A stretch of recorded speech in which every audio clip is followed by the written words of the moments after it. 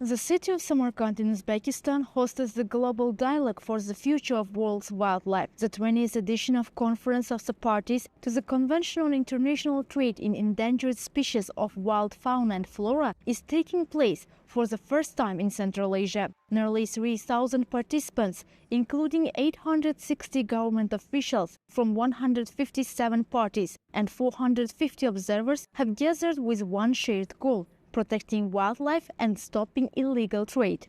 Parties will deliberate on an ambitious agenda, 120 documents, 350 draft decisions, and 50 species proposals covering more than 250 species. CITES is an international convention regulating trade in endangered species. Uzbekistan joined in 1997 and today protects more than 100 native species under the convention, among them the snow leopard, the Bukhara deer and wild tulips.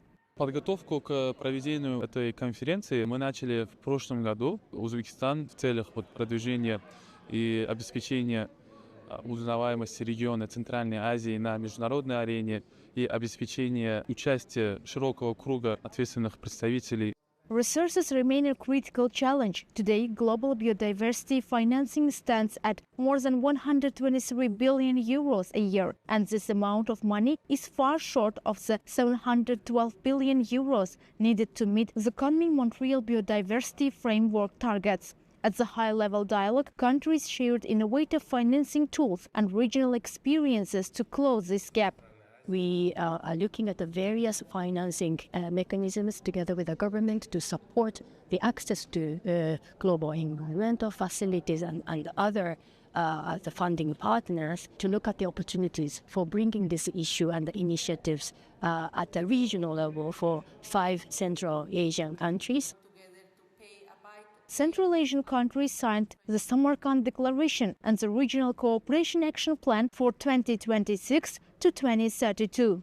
During the conference, more than 110 side events are taking place. Delegates are examining the role of academic and scientific bodies, customs authorities and enforcement agencies in strengthening control over natural resources and compliance with environmental standards. Here in Samarkand, the negotiations determine how CITES strengthens its response to illegal wildlife trade, tackles financing shortfalls and advances international cooperation. With rising pressures on ecosystems worldwide, the decisions taken here will help shape the future of global wildlife protection. Dilbar Primova, Euronews, Samarkand.